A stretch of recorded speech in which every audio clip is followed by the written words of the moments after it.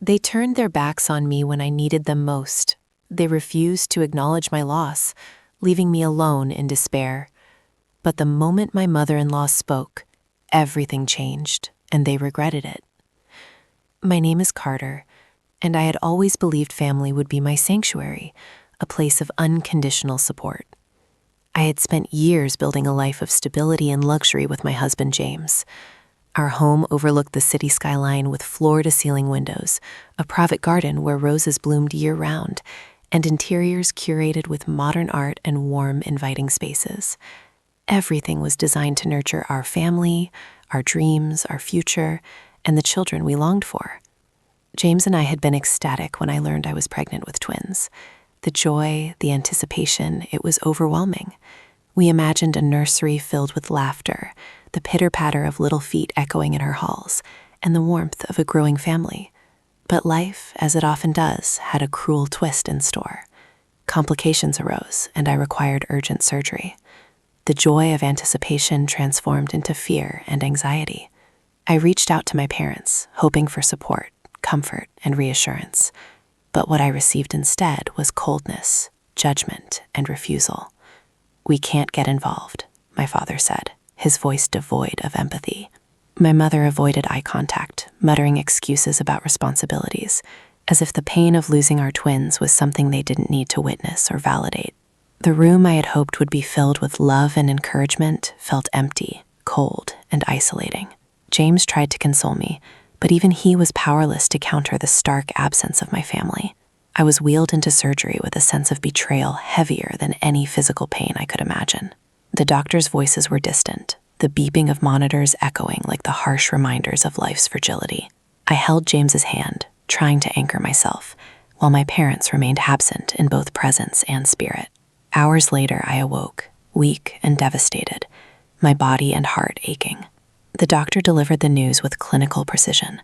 The twins had been lost. The grief was overwhelming, a tidal wave that threatened to swallow every ounce of strength I had left. And yet, in the midst of that storm, a presence broke through the isolation. My mother-in-law, Margaret. Margaret had always been strong, dignified, and wise beyond her years. The moment she stepped into the hospital room, her eyes softened, but there was an unmistakable strength in her gaze. She stood beside me, her hand firmly holding mine, and addressed my parents directly. "This is family," she said, her voice unwavering. "This is what support looks like. If you can't be here for her, don't stand in the way of love and care." Her words were a spark in the darkness, a call to accountability that neither my father nor mother could ignore. Shame washed over them, visible in the way their shoulders slumped and eyes dropped. Margaret didn't shout. She didn't plead. She simply stood firm, embodying the authority and love they had failed to show. In that moment, the power dynamic shifted, and the silence of abandonment was replaced by undeniable truth. Over the next several days, Margaret remained by my side. She arranged for counseling, coordinated meals and care, and ensured I was never left alone to confront my grief.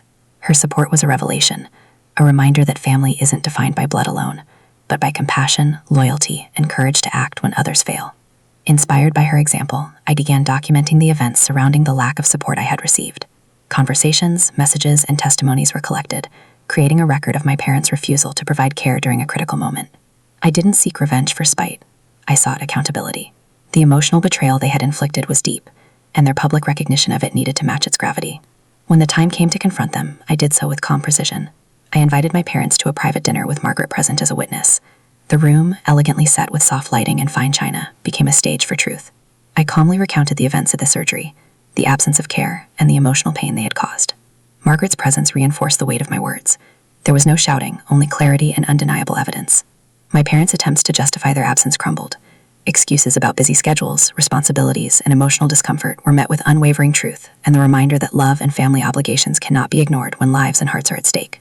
The dinner meant to soothe tensions instead became a turning point, a lesson in accountability, compassion, and the consequences of neglect. In the weeks that followed, relationships were redefined. My parents, confronted with their failure, made efforts to reconcile, but the dynamics had irrevocably shifted. Margaret's intervention had not only provided me with support during my darkest hours, but it also created a benchmark for how family should act in times of crisis. My bond with James deepened, fortified by shared grief and gratitude for Margaret's unwavering presence. The final twist came unexpectedly. In reviewing hospital documents and communications, we We discovered that my parents had been aware of the severity of the surgery, but had deliberately avoided involvement, believing their absence would remain unnoticed. Margaret's intervention not only provided me with immediate emotional support, but also exposed their calculated neglect. This revelation allowed me to set clear boundaries, ensuring that future interactions would be measured and intentional, protecting both my emotional well-being and my family. Now life has regained balance. Though the memory of loss remains, Margaret continues to be a guiding force, a reminder that strength, loyalty, and compassion are what define true family. My home, once a place shadowed by betrayal and absence, is now filled with love, understanding, and the gentle laughter of a family rebuilt on integrity. The lessons learned are indelible.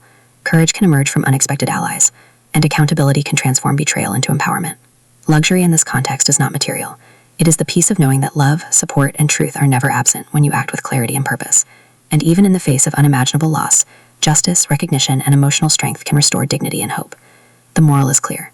When others fail to stand up in moments that define us, true courage may come from unexpected places. Observing, documenting, and acting with precision ensures that betrayal and neglect are met with consequences. Family support and integrity are far more valuable than any social expectation, and the strength to reclaim them lies in patience, foresight, and decisive action. My parents deliberately avoided supporting me during my miscarriage, thinking their absence would go unnoticed. Margaret's intervention exposed their neglect, provided unwavering support, and allowed me to hold them accountable. The revelation reshaped family dynamics, ensuring emotional boundaries and respect, while highlighting that true family is defined by loyalty and action, not just blood.